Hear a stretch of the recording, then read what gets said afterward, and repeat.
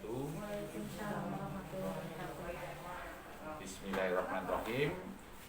Ini sedikit tentang cara mengetahui tentang fase di mana seseorang terkena corona. Jadi pada saat seseorang itu kemasukan coronavirus, itu akan masuk ke dalam 5 tahapan atau 5 fase. Nah, dengan kita mengetahui ilmu ini, kita nggak akan terlalu khawatir, kita nggak akan terlalu takut, ya. Kita manusia mempunyai 2 belahan otak, ada otak kiri dan otak kanan. Otak kiri adalah otak logika, otak ilmiah. Otak kanan adalah otak imajinasi atau otak yang sifatnya adalah perasaan. Saat seseorang tidak dibekali dengan otak kiri yang tepat, yang akan bekerja otak kanan, dia akan ketakutan, dia akan cemas. Tapi pada saat seseorang itu dibekali dengan pengetahuan, otak kiri dia akan bekerja, sehingga otak kanan akan tidak dominan. Untuk itulah saya akan membekali dengan bagaimana cara mengetahui hasil laboratorium, ya. Pada saat kuman ini masuk ke dalam tubuh kita, kuman ini akan menyerang. Tetapi dia bisa gagal menyerang pada saat kita mempunyai imunitas humoral yang baik. Jadi kuman ini mau masuk dihalang-halangi sama tubuh kita. Di 0 sampai 7 hari ini kita belum mempunyai pasukan pembunuh terhadap kuman ini. Kita hanya bisa menghalang-halangi saja. Yang bisa menghalang-halangi ini adalah imunitas humoral. Siapakah orang-orang yang punya imunitas humoral yang baik sehingga selamat dari serangan kuman ini? Yaitu orang-orang yang satu, makannya tidak telat, kualitas dan kuantitasnya terjaga. Yang kedua, orangnya tidak terlalu capek dalam aktivitas, tidurnya cukup. Yang ketiga, yang keempat, tidak stres, cemas. Takut boleh dalam corona ini, karena itu menyebabkan hati-hati. Tapi ketakutan tidak boleh, karena itu menyebabkan orang stres, ya.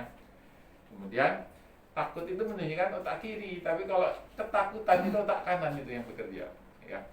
Kemudian yang kelima, kena matahari setengah jam dengan olahraga ringan.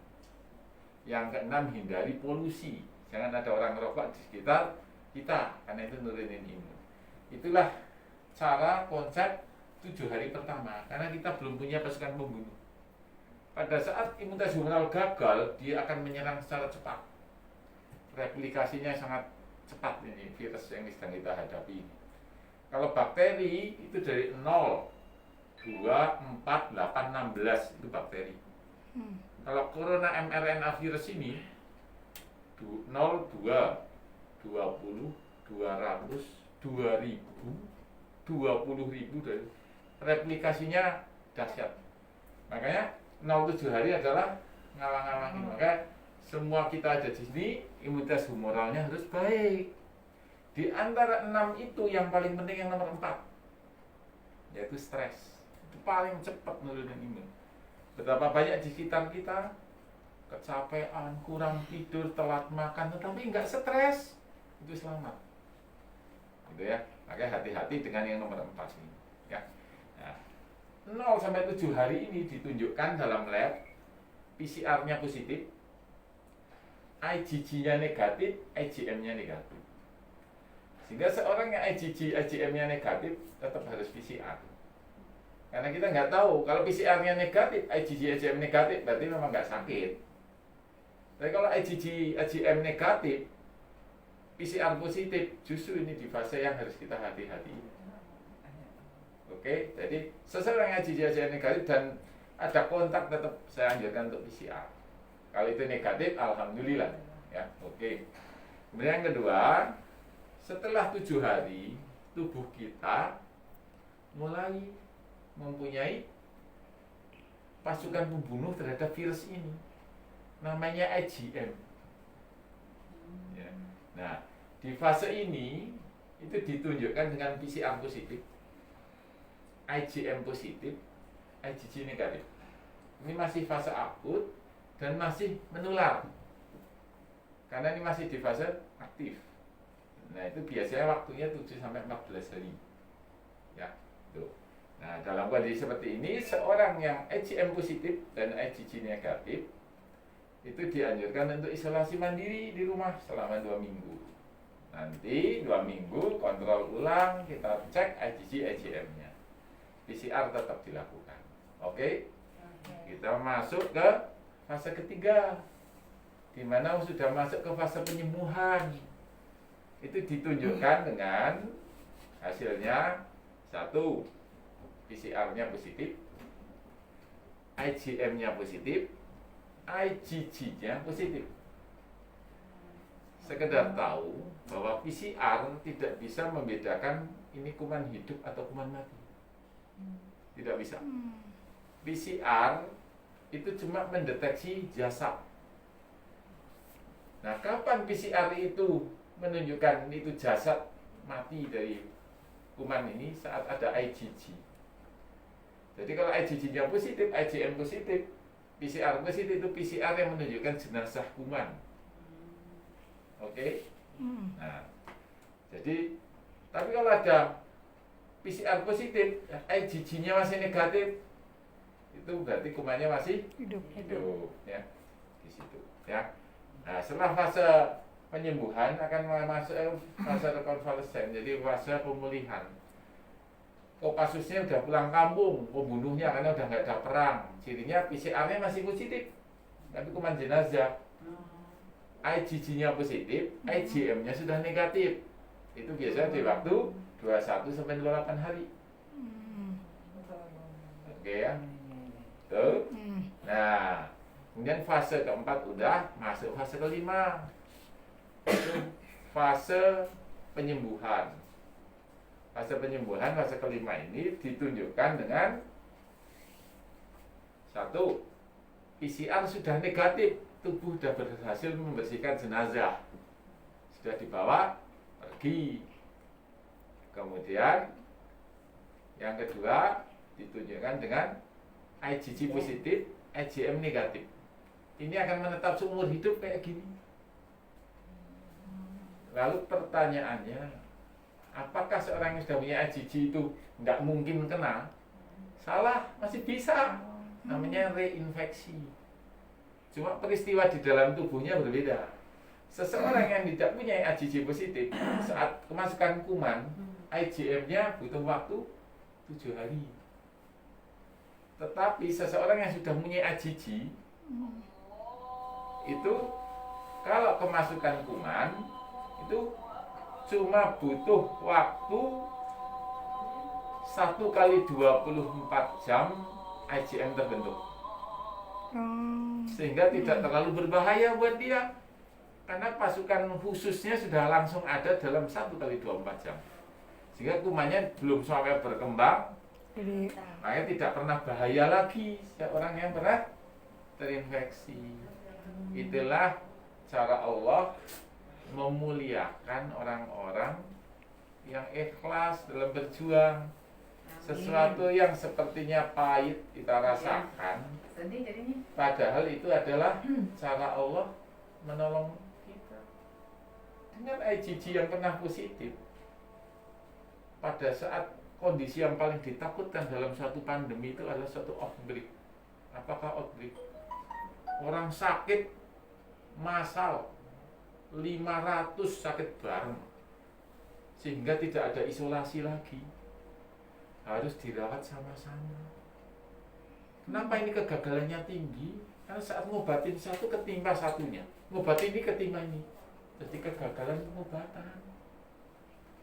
Nah, pada saat-saat tidak ada outbreak, seorang diberi sakit dahulu, itulah cara Allah memuliakan kalian. Dipilih sama Allah, sehingga nanti terjadi fase IgG sudah ada, kemasukan udah nggak nggak ada lagi. apa-apa. Masya Allah ya. Kadang suatu rahmat Allah dikemas dengan sepertinya menurut akal kita kesedihan. Padahal itulah cara Allah memuliakan kita. Maka mari kita ucapkan dengan rasa syukur. Karena di dalam kondisi bahkan ada Allah memuliakan dengan OTG, dikasih IgG positif, IgM positif, tapi waktu sakitnya tidak ada gejala. Masya Allah. Dan itu banyak dimiliki oleh tenaga-tenaga kesehatan. Mereka yang ikhlas, berjuang, yang ada di dalam otak mereka itu hanya Allah dan menolong sesama mukmin muslim yang memerlukan. Mereka nggak pernah berhitung dengan takut, tidak pernah berhitung dengan istilahnya resiko. Nah, Allah pilih. Bahkan penelitian di keluarga kesehatan, orang-orang kesehatan itu pun terselamatkan pada waktu outbreak. Ternyata kita dengan APD yang sebaik-baiknya, mandi, jadi kondisi kita fit, ya, nonsen kita nggak membawa kuman.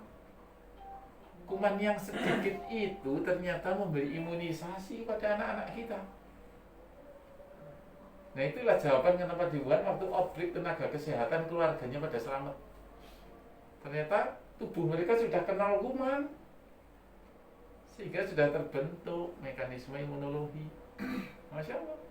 Kadang sesuatu yang kita kemas dengan istilah yang Allah kemas dengan kesedihan itu sebenarnya adalah kebaikan. Makanya saya tergolong yang tetap menganjurkan kalian semua pulang ke rumah, bukan ngekos, kumpul sama mereka-mereka yang kita cintai, tetapi dengan catatan selama bekerja kita sebersih mungkin, APD-nya sedisiplin mungkin, pulang kita mandi, kemudian baju supaya direndam dengan mekanisme yang presisi seperti itu nonsen. Nggak ada kuman sama sekali, pasti tetap ada. Nah, kuman yang kecil itulah mekanisme imunisasi. Ya, itu. Jadi mari tetap kita berlindung kepada Allah. Ya, semua kita serahkan kepada Allah. Kita adalah tentara-tentara Allah, agen-agen kebaikan.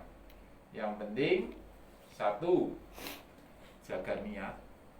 Kedua, usaha maksimal. Yang ketiga, kawal dengan doa. Yang keempat, sabar dan tawakal. Yang kelima, biarkanlah Allah meneruskan usaha-usaha yang tidak bisa dilakukan oleh kita sebagai manusia. Itulah pedoman dalam kita menghadapi wabah ini. Satu, jaga niat. Kita hanya mencari wajah Allah, tidak wajah yang lain. Yang kedua, usaha maksimal, ikhtiar, jaga pertahanan dengan APD yang baik. Yang ketiga, kawal dengan doa. Yang keempat adalah sabar dan tawakal. Yang kelima, biarkanlah Allah meneruskan usaha-usaha yang tidak bisa dilakukan oleh kita sebagai manusia. Demikian yang sedikit, semoga bermanfaat. Yang benar datangnya dari Allah, yang salah dari saya yang dhaif dan dari setan. Saya tutup dengan doa kafir majlis. Subhanakallahumma wa bihamdik, asyhadu an la ilaha illa anta, astaghfiruka wa atubu ilaik. Assalamualaikum warahmatullahi wabarakatuh. Waalaikumsalam warahmatullahi wabarakatuh.